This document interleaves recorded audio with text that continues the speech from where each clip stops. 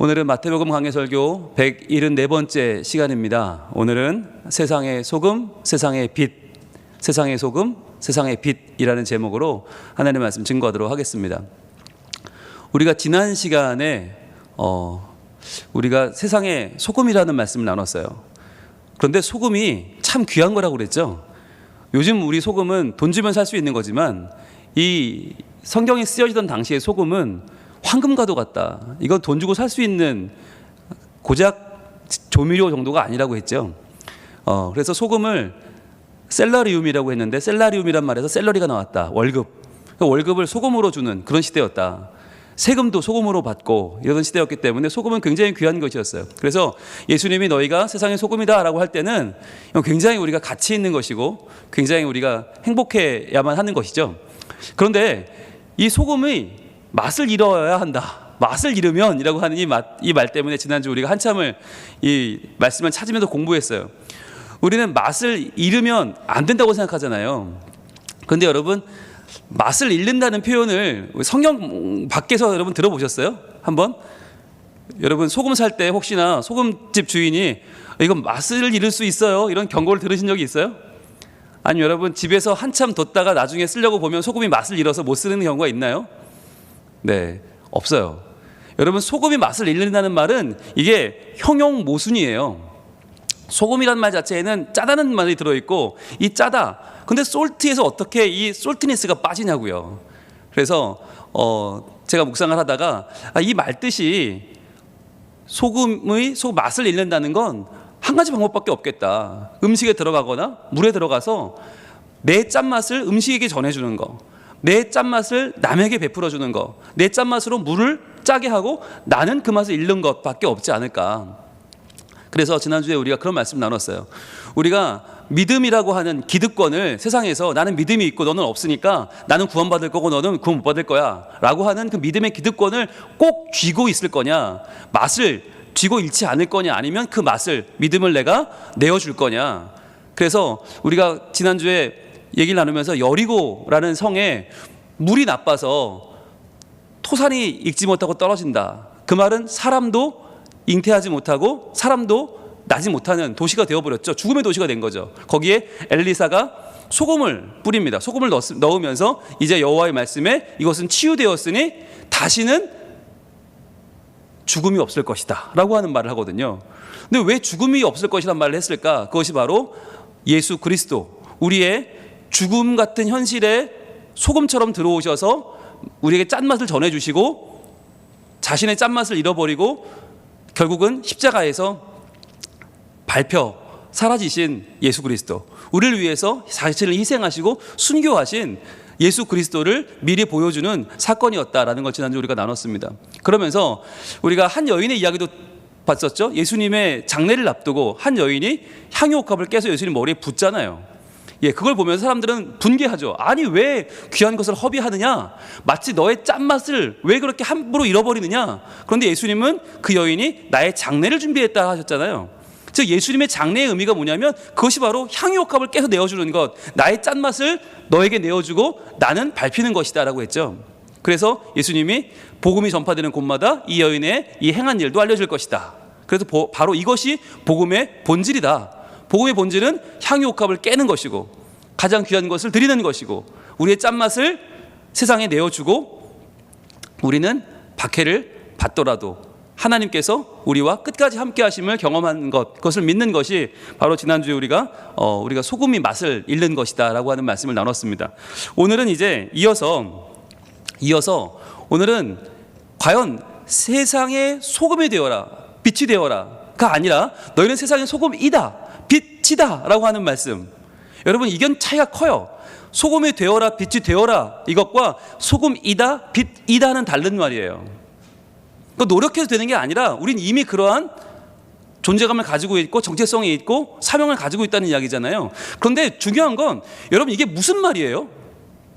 우리가 뻑하면 그런 말 많이 해요. 하나님 우리가 세상의 소금이 되게 하소서, 세상의 빛이 되게 하소서.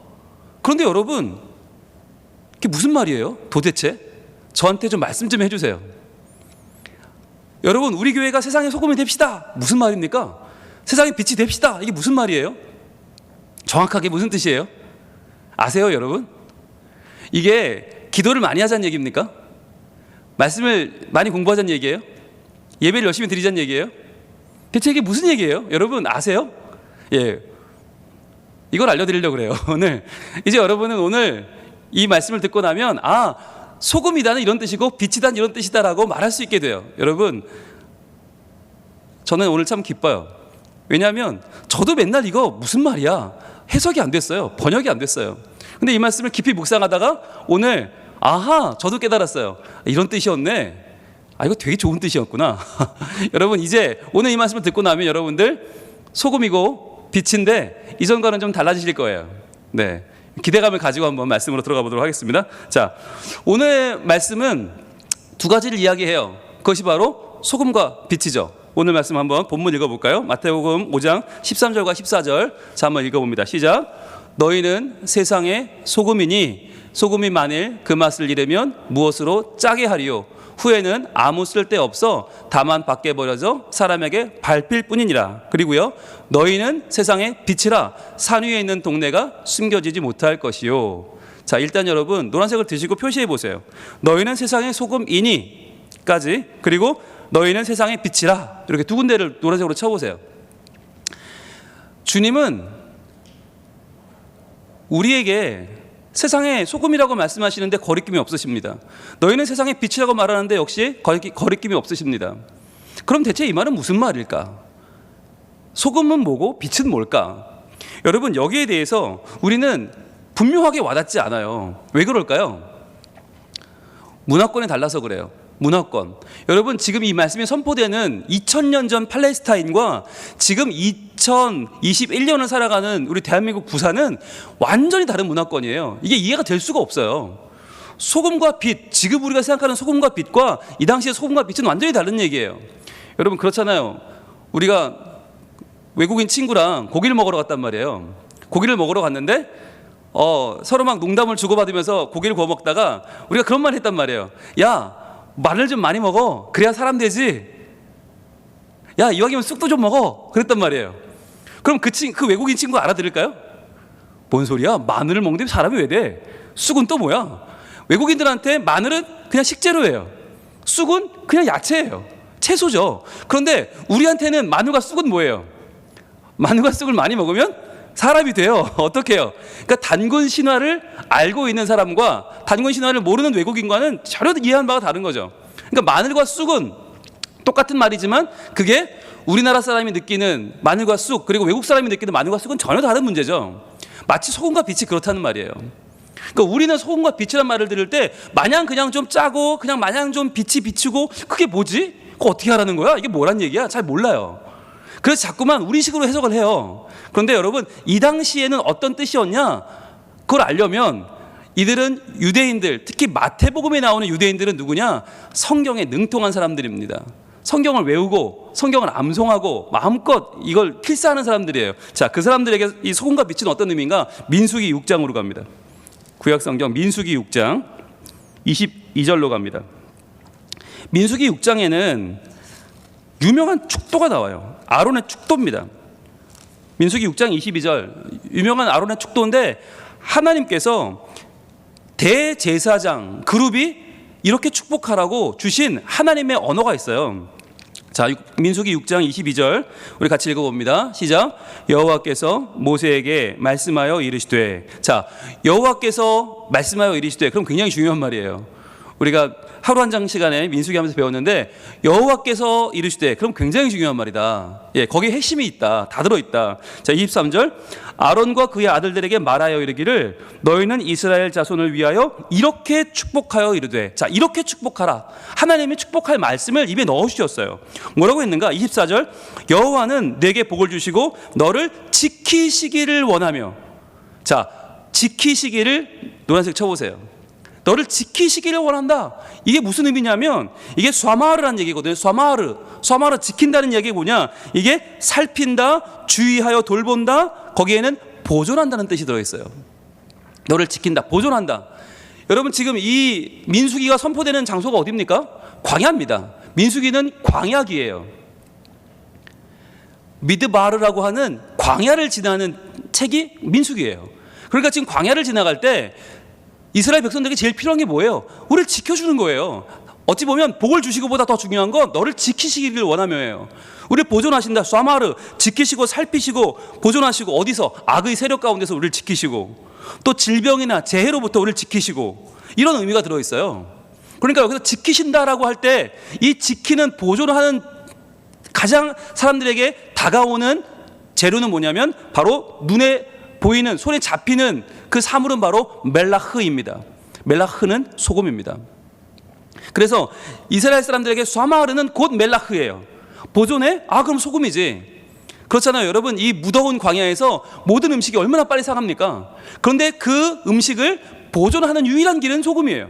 소금으로 염장하는 길밖에는 거기서 할 방법이 없어요. 왜? 얼릴 수가 없으니까. 설탕도 없으니까. 그러니까 설탕이 없고 얼음이 없는 광야에서 유일하게 보존하는 방법은 멜라흐밖에 없어요. 소금이에요. 그래서 이 말씀, 여호와는 내게 복을 주시고 너를 지키시기를 원하며, 이 축복문에는 뭐가 들어있어요? 바로 멜라흐라고 하는 소금이 들어있어요. 자, 그 다음 절 25절입니다. 여호와는 그의 얼굴을 내게 비추사 은혜 베푸시기를 원하며. 자, 여기서 비추사, 노란색 쳐보세요. 비춘다. 이게 오르란 단어예요. 오르. 이게 빛이에요. 빛. 하나님은 너에게 빛을 비추시기를 원한다. 이 오르라는 단어가 밝아진다는 뜻이고, 거긴 또 뭐가 들어있냐면 그냥 빛만 비추는 게 아니라 새로운 삶을 일깨운다는 뜻이 들어있어요.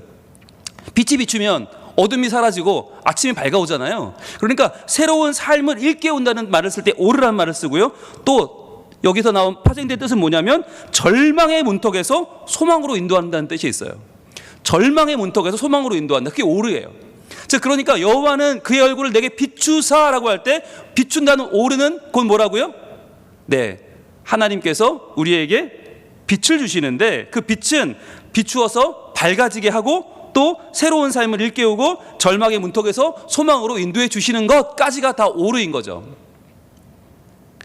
자, 그런데 이 지키시기를 원하며의 쏴마르, 거기서 나온 멜라흐, 소금, 그리고 비추사라는 오르, 이 두 가지가 광야에서 이스라엘 백성이 아무것도 없을 때 오직 하나님만 바라보며 구했던 축복문 가운데 핵심적인 단어인 거예요. 그래서 유대인들은 예수님이 너희는 세상의 빛이다, 너희는 세상의 소금이다라고 하실 때 자연적으로 이걸 떠올리게 되는 거죠.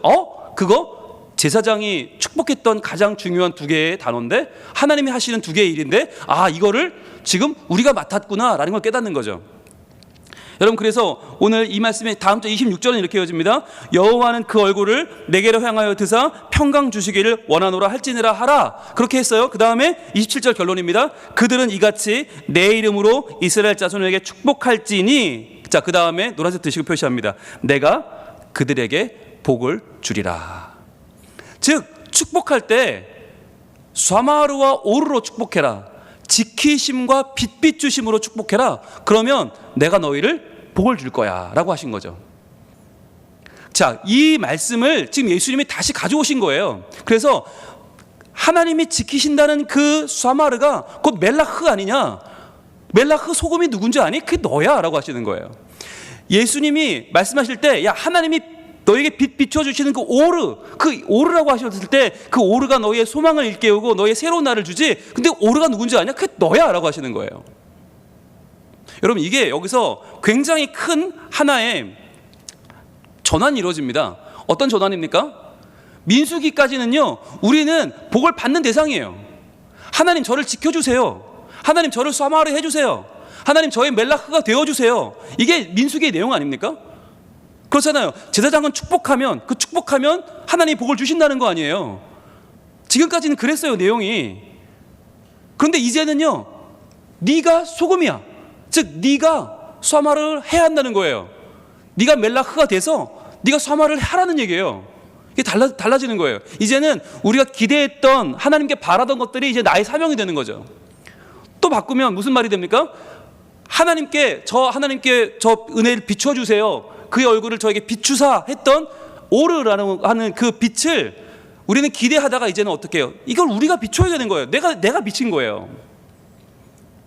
그러니까 여러분, 구약의 교회와 신약의 교회는 조금 의미가 달라요. 구약의 교회는요, 아직 완성되기 전이에요. 예수님이 아직 오시지 않았어요. 그러다 보니까 뭔가 좀 연약하고 뭔가 아직 완성되지 않았어요. 그래서 하나님의 쏘마르가 필요했고 지켜주심이 필요했고, 그래서 하나님이 지켜주려고 뭘 보여주셨어요? 구름 기둥이요. 구름 기둥이 광야에서 나타나셔서 뜨거운 햇살로부터 그들을 보호해 주셨잖아요. 그리고 그들 보호하시고 그들을 앞을 갈 수 있는 길 인도하셨죠. 그러니까 구름 기둥은 하나님의 쏘마르, 지켜주심을 가장 보여주는 핵심적인 방법이었어요. 그러면 빛 비추어 주시면 뭐였어요? 불기둥이죠. 불기둥으로 그들에게 빛을 비추어 주셔서 밤에도 춥지 않고 어둡지 않고 길을 잃지 않고 갈 수 있는 길을 열어주신 거잖아요. 그러니까 이 구름 기둥과 불기둥은 하나님의 쏘마르와 오르를 눈에 보이게 비추어 주는 그에게 너무나 선명한 시청각 자료였던 거죠. 그런데 구약의 교회는 그 불기둥과 구름 기둥을 다만 바라볼 뿐이었고 따라갈 뿐이었고 그걸 통해 하나님을 확신할 뿐이었지만, 이제 신약으로 넘어오면 예수님이 오셨어요. 예수님이 오신 뒤에는 이제 교회의 역할이 바뀌는 거예요. 그냥 마냥 하나님을 기대하고 하나님 안에서 안식을 누리고 하나님 안에 만족을 누리는 것뿐만 아니라 이제는 우리가 쏘마르 하고 우리가 오르 하는 거죠. 우리가 멜라흐가 되고 우리가 오르가 되는 거예요. 아니, 되는 게 아니죠. 우리가 이미 멜라흐고요, 우리가 이미 오른 거예요. 여러분, 이게 억셉트가 되십니까? 네, 우리는 안 되죠. 아직까지 우리는 구약의 교회이면 좋겠어요. 그냥 우리는 기도하면 하나님이 나를 지켜주시고 나에게 빛을 비춰주시면 얼마나 좋을까요? 그런데 예수님은 이제 시대가 바뀌었다는 거예요. 여러분, 그런데 구약에서도 이러한 역할 변화가 일어났을까요? 안 일어났을까요? 일어났어요. 여러분, 이 축복문은요, 제사장이 축복하면 하나님이 이루시잖아요. 근데 그 이루실 때 어떻게 이루실까요? 매번 기적이 일어날까요? 매번 하나님이 기적으로, 매번 하나님의 놀라운 일로 반석이 터져 나오고 메추라기가 쏟아지고 만나가 쏟아지는 일로만 하나님이 해결하셨을까? 그렇지 않았을 거란 말이죠. 여러분, 이렇게 하나님이 이 축복문의 내용 지키시고 빛 비추어 주신다라고 할 때 이 축복이 제사장이 외치면 그것이 이루어지는 현실은 하나님이 도우신다는 전적인 하나님을 의지하는 선포가 첫 번째 의미지만 두 번째 의미가 있어요. 그게 뭐냐? 바로 공동체성의 회복이에요. 공동체성의 회복, 바로 이 축복을 우리 서로가 서로에게 행하는 거예요. 그게 구약에도 있었던 개념이에요. 지금 예수님은 그것을 재확인해 주시는 거예요. 한번 볼까요? 우리가 신명기 한번 가봅니다. 신명기 14장 28절 29절 두 절입니다. 신명기 14장 28절 29절. 자, 과연 이 구약 시대에도 이 말씀이 우리에게 하나님의 사명으로 주어졌는가 한번 확인합니다. 자, 신명기 14장 28절 29절. 먼저 14장 28절을 읽습니다. 시작. 매 3년 끝에 그의 소산의 10분의 1을 다 내어 내 성읍에 저축하여 그랬죠. 자, 매 3년 끝에, 그러니까 매년 할 필요는 없지만 3년마다 기억해야 되겠죠. 1년, 2년, 3년, 올해다. 1년, 2년, 3년, 올해야. 기억해야 돼요. 그 해 소산의 10분의 1을 다 내요. 그러니까 이때는 1년치 농사의 결과가 나오던 때니까 그 1년치 포도, 1년치 감람류, 1년치 사과, 그 모든 그 소산의 1년치를 10분의 1을 딱 떼요. 그래서 어떻게 해요? 저축해서 그 다음 어떻게 해요? 29절. 너희 중에 분깃이나 기업이 없는 레위인과 내 성중에 거류하는 객과 및 고아와 과부들이 와서 먹고 배부르게 하라. 여기 나오는 분깃이나 기업이 없는 이란 말은 가장 어려운 계층, 가장 힘든 사람들이죠. 레위인, 객, 고아, 과부. 이 사람들에게는요, 하나님이 지키시는 손길이 절대적으로 필요하겠죠. 하나님의 빛 비추어 주심이 절대적으로 필요한 거죠. 그런데 그것을 하나님께만 의탁하지 않고, 하나님 오늘도 기적을 베풀어 주셔서 이들을 지켜주세요, 보호해 주세요가 아니라, 하나님은 너를 지키시기를 원하며 하면서 우리의 소산으로 그들을 먹여요. 하나님은 내게 빛 비추시기를 원하며 하면서 우리의 소산을 그들에게 허락해 주는 거예요. 그래서 그들에게 배부르게 먹게 하라. 그리하면 내 하나님 여호와께서 내 손으로 하는 범사에 내게 복을 주시리라 라고 말씀하는 거죠. 그러니까 이 아론의 축복문의 정확한 해석은 뭐냐면, 여호와는 너희를 서로 지키는 자들에게 복을 주시는 분이며 여호와는 너희 서로에게 더 어렵고 힘든 사람에게 빛을 비추어 주는 자에게 하나님은 은혜를 베푸는 분이시다 라고 번역하는 게 정확한 거예요. 오늘 제가 좀 흥분합니다. 왜 그럴까요? 네, 우리는 교회에 나오는 이유가 하나님의 은혜를 바라고 나와요. 하나님의 사마르, 날 좀 지켜주세요. 하나님의 오르, 하나님 빛 좀 비춰주세요. 저 지금 너무 하나님이 필요해요. 그런 마음으로 나와요. 그런데 여러분, 언제까지 그럴 겁니까? 그건 초기여야 돼요. 적어도 교회에 나와서 몇 년 동안은 그래도 돼요. 그런데 여러분, 언제까지 그렇게 어린아이 신앙으로 머물 수는 없다는 거예요. 그렇지, 우리말로 하면 주세요 신앙이잖아요. 주세요, 주세요, 주세요. 그런데 자식이 주세요 하는 게 언제까지 이뻐요? 네. 물론 저는 지금도 이뻐요. 큰일 났어요. 근데 여러분, 계속 이쁘지 않아요. 어느 순간부터는 주세요 하는 게 안 이쁠걸요? 그때부터는 나누는 게 이쁘고, 형제 자매들끼리 서로 나누어주고 챙겨주고 배려하는 게 이쁘지, 서로 나만 달라고 때를 쓰는 게 이뻐 보이지 않을걸요? 그러다가 진짜 정말 성숙해지면 뭐가 이뻐요? 부모님께 드리는 게 이쁘지, 부모님 걸 뺏어가는 게 이쁠 리는 없잖아요. 근데 우리는 신앙생활을 하면서 계속 하나님께 뭘 구해요? 여호와는 나를 지키시길 원하며, 여호와는 나를 빛 비추시길 원하며, 은혜 베푸시길 원하며, 그것만 좋아해요. 그러니까 복만 달라고 하지 내가 멜라흐가 되려고 하지 않아요. 난 소금이 되기 싫어. 난 오르가 되기 싫어. 내가 왜 미쳤다고 남에게 빛을 비춰줘? 하나님이 나한테 해줘야지. 그러니까 교회 안에서 멜라흐가 사라지고 오르가 사라지니까 하나님께만 달라고 하지 우리 서로 나누지 않으니까 교회 안에 가난한 사람은 계속 가난해. 교회 안에 힘든 사람은 계속 힘들어. 교회 안에 낭망한 사람은 계속 낭망해. 교회 안에 너무나 큰 빈익빈 부익부가 생기는 거예요. 교회 안에 너무 행복한 그룹과 너무 불행한 그룹이 변치 않는 거예요. 그러니까 사회에서 상처받고 낭망한 사람들이 교회에 오면 회복되고 은혜 가운데 살아나야 되는데 그런 일이 벌어지지 않는 경우가 너무 많아요. 여전히 교회 안에서도 소외당하고, 여전히 왕따당하고, 여전히 그 마음이 해결이 안 되는 경우가 많아요. 왜 그런가? 우리 가운데 멜라흐가 없어요. 우리 가운데 오르가 없어요. 여러분, 예수님께서 이 마음을 답답하게 여기시며 정말 피를 토하듯이 하신 말씀이 있어요. 그게 바로 누가복음 10장입니다. 가보겠습니다. 누가복음 10장. 예수님이 이 얘기를 왜 하셨을까? 제가 생각을 해보니까 정말 예수님 기가 막히셨구나. 누가복음 10장 31절. 자, 여러분, 이 10장 얘기가 뭐냐면 누가 내 이웃입니까? 라고 물었어요.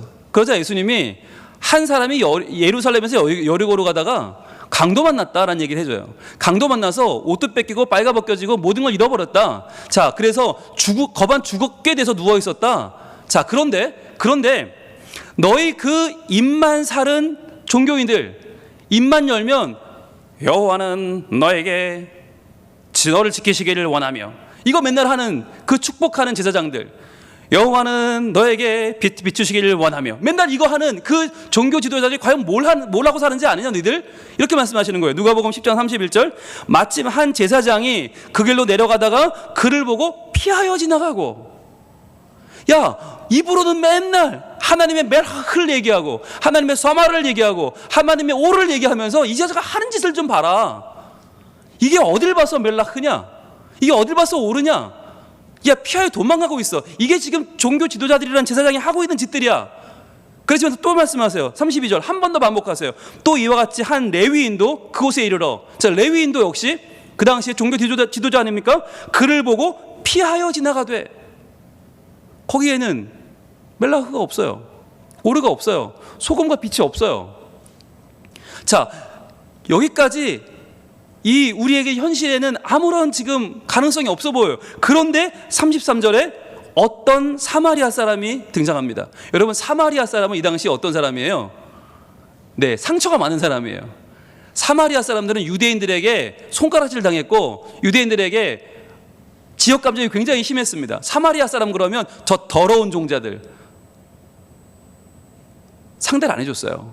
그래서 사마리아를 삥 돌아다녔어요. 유대 사람들이 사마리아를 거쳐가지 않았어요. 삥삥 돌아다닐 정도로. 그런데 예수님은 그 사마리아를 지나가면서 수가성 여인을 만나서 그 여인에게 물을 달라고 했던 분이 예수님이죠. 그 예수님이 말씀하시기를 이 어떤 사마리아 사람, 여행하는 중이었어요. 여행하는 중. 그러니까 여러분, 사마리아 사람이 여행하면요, 그 당시에는 참 어려움이 많았을 겁니다. 게다가 여리고까지 왔잖아요. 여리고는 유다 지방이거든요. 유다 지방까지 왔으면 아마 많은 서름과 박해를 겪었을 거예요. 그런데 이 사람이 어떻게 합니까? 거기 이르러 그를 보고 불쌍히 여겨 가까이 가서 기름과 포도주를 그 상처에 붓고 싸매고 자기 짐승에 태워 주막으로 데리고 가서 돌보아 주니라. 이게 뭔가요? 이게 쏴마르 한 거죠. 그가 바로 강도 만난 자의 멜라흐가 된 거죠. 소금이 된 거죠. 그에게 오르가 된 거죠. 빛이 되었어요. 강도 만나 죽게 된 그에게 누가 나를 지켜줄까? 여러분, 이 사람에게 제사장이 지나가면서 뭐 했을까요? 속으로 축복했겠죠. 하나님 널 지켜주시기 원한다. 하나님 너에게 빛 비춰주시길 원한다. 습관적으로 떠들었겠죠. 그리고 지나갔겠죠. 레위인도 마찬가지고요. 그런데 그 습관적인 말은 아무 역할을 한 게 없어요. 이 사람이 피해 지나갈 때 아무 일도 벌어지지 않았어요. 그런데 그런 말을 할 줄 모르는 사마리아인이 그를 만났을 때 그가 멜라흐가 되어서 사마르 했고 그가 오르가 되어 빛을 비추어줬어요. 거기서 끝이 아니죠. 35절, 그 이튿날 그가 주막 주인에게 데나리온 둘을 내어줍니다. 데나리온 둘, 데나리온 하나는 한 사람의 하루 품삯입니다. 그럼 데나리온 둘을 줬다는 건 뭐예요? 어제 도와준 것 감사, 또 하나 오늘 도와줄 것 감사. 이틀치를 준 거예요. 그러니까 어제 오늘 이틀치의 돈을 주면서 이르되 이 사람을 돌보아 주라. 오늘까지 돌보아 달라는 거죠. 비용이 더 들면 내가 돌아올 때 갚으리라 하였으니. 자, 지금 여리고에서 예루살렘에서 여리고, 여기는요 일본으로 다니는 사람들이 많습니다. 출장 다니는 사람들이 많아요. 여행객들도 많이 다녀요. 그러니까 이 사람이 사마리아 사람인데 지금 예루살렘에 가서 이를 보고 다시 돌아온다는 이야기죠. 그러면서 내가 돌아올 때 갚으리라. 여러분, 한 번은 도와줄 수 있지만, 한 번은 쏴마를 할 수 있지만 내가 다시 돌아오겠다. 그러니까 이 사람은 이 말을 비몽사몽간에 들으면서 얼마나 기뻤을까요? 이 말이 이 사람에게는 오르가 되지 않았을까요? 빛이었지 않았을까요? 마치 죽음을 맛보는 듯한 흑암 속에서 이 사마리아인의 말은 이 사람의 마음 속에는 큰 소망이 되었을 거예요. 어두운 마음을 밝혀주고 그에게 새로운 하루를 일깨워주고 절망의 문턱에서 소망을 발견하게 해주는 오르는 바로 그의 한마디 말이었죠. 여러분, 이 이야기를 예수님이 우리에게 왜 해주실까요? 바로 너희가 소금이다. 너희가 세상의 소금이다. 즉 세상이 아파하고 세상이 눈물 흘리고 세상이 좌절할 때 그거를 쏴마르 해줄, 지켜줄 멜라흐, 소금이 너라는 거예요. 이 당시에 예수님 곁에 있던 사람들은 전부 아파하는 사람들, 상처받은 사람들, 자격 없는 사람들, 심령이 가난한 자들이었어요. 애통하는 자들이었어요. 힘이 없어 화평하게 지낼 수밖에 없는 사람들이었어요. 의를 위해서 핍박받는 사람들이었어요. 그런데 그러한 사람들에게 예수님 말씀하는 거예요. 너희가 복이 있다고. 그러니까 그 복을 가지고 이제 너희가 그 복으로 남을 살리는 사람이 되어야 한다고 말씀하는 거예요. 여러분, 이게 교회의 사명이에요. 교회는 우리가 세상의 멜라흐예요. 네, 세상이 힘들어할 때 그들을 부여잡고 그들을 살려내야 될 사람들이 우린 거예요. 더 이상은 하나님 제발 세상을 도와주세요 끝나면 안 되고 우리가 세상을 도와야 되는 거죠. 그래야 우리가 멜라흐, 소금이 되는 거고요. 그래야 우리가 오르가 되는 거예요. 빛 비추는 게 되는 거예요. 더 이상은 말로만 하지 말고, 더 이상은 하나님만 찾지 말고 니들이 좀 하지 않을래? 라고 하는 말씀이 바로 멜라흐와 오르, 소금과 빛인 거예요. 근데 참 얄궂죠? 조금 전까지 예수님이 너희 박해받을 거야, 그래도 감사해야 돼, 너희 세상에서 고생할 거야, 굉장히 난처할 거야, 어려울 거야, 죽을 수도 있어, 선지자들도 그렇게 죽었잖아. 그래도 너희들은 소금과 빛이야. 여러분, 이게 무슨 말이에요? 하나님의 사람들은 그게 우리 정체성이라는 거예요. 내가 믿는 것 때문에 손해봤으니까 이제 내가 좀 챙기겠다가 아니고, 내가 믿는 것 때문에 손해받고 손해볼 거고, 이 땅에서 내가 높임받지 못하고 인정받지 못하고 살 수도 있어요. 그러나 그럼에도 불구하고 우리는 세상을 축복하고 세상을 살리는 사람들로 부름받았다는 거예요. 왜냐하면 우리는 이 땅을 살리는 예수님의 제자들이니까요. 예수님께서 가신 길 우리도 가는 거니까요. 여러분 결정하셔야 돼요. 예수님은 좋은데 그 길은 가기 싫다면 고민해 보셔야 돼요. 과연 내가 신앙생활을 바르게 할 수 있을까? 라는 고민이 필요한 거죠. 예수님은 우리를 구원하는 분으로만 오신 분이 아니에요. 예수님은 우리의 주님이십니다. 우리는 그분의 종입니다. 우리는 그분을 따라 사는 거예요. 그렇다면 예수님 말씀에 우리는 내 삶의 정체성을 분명히 걸 필요가 있습니다. 우리는 멜라흐입니다. 우리는 오르입니다. 우리는 세상에 등진 사람들이 아니에요. 우리는 세상을 피하여 도망간 사람들이 아니고요. 우리는 세상의 원수가 아니에요. 우리는 강도 만난 세상을 다가가서 내 기름을 발라주고 내 나귀에 실어서 주막에 데려가주고 내 돈 2데나리온을 주면서 내일까지 보살펴 달라고 말하는 사람이에요. 여러분 이러한 우리가 세상의 소금, 빛, 멜라흐와 오르가 되기 위해서 먼저 무엇을 해야 될까요? 네, 교회 안에 소금부터 되셔야 돼요. 교회 안에 빛부터 되셔야 돼요. 여러분 이번 주에 우리가 할 수 있는 것부터 합시다. 세상의 소금, 빛, 아이고 지금 우리 힘들 것 같은데요. 교회 안에 소금부터 되면 좋겠어요. 우리 서로를 진심으로 축복할 때 그 축복의 말은 뭐예요? 하나님은 너를 지키시는 자예요. 하나님은 너를 지키시는 자. 그렇게 고백하지만 실제 우리 삶의 다짐은 뭐예요? 내가 당신을 지켜주겠습니다예요. 당신이 강도 만날 때 내가 당신을 지켜주겠습니다. 하나님의 이름으로 내가 당신의 울타리가 되겠습니다. 내가 당신의 의지할 지팡이가 되겠습니다. 이게 우리의 삶의 다짐이 되어야 되는 거예요. 그러한 마음 없이 하나님 널 지켜줄 거야. 여러분 그렇게 공허한 말이 어디 있어요? 그렇게 공허한 축복이 어디 있어요? 이 당시 종교 지도자들이 했던 입만 살아서 여호와는 너를 지키시길 원하며 빛 비춰주시길 원하며, 여러분 그렇게 공허한 말이 어디 있어요? 우리는 이제 우리 서로에게 축복할 때 남편이 아내에게, 아내가 남편에게, 부모가 자녀에게, 자녀가 부모에게 축복할 때, 성도가 목회자에게, 목회자가 성도에게 축복할 때 여러분 이런 마음을 가지면 좋겠어요. 하나님은 너를 지키시는 자, 너의 우편에 그늘 되시며 낮의 해와 밤의 달도 너를 해치 못하리. 내가 당신을 지켜줄게요. 내가 당신의 그늘이 되어주고 내가 당신 편이 되어드릴게요.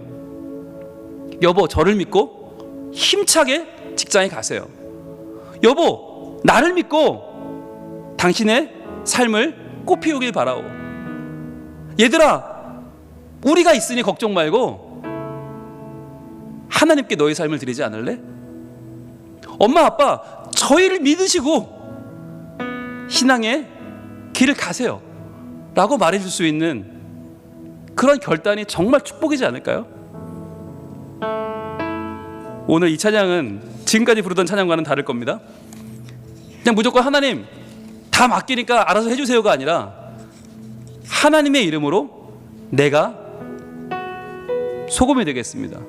내가 빛이 되겠습니다. 아니 나는 소금입니다. 빛입니다.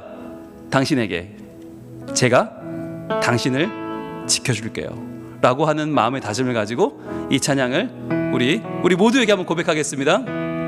하나님은 너를 지키시는 자,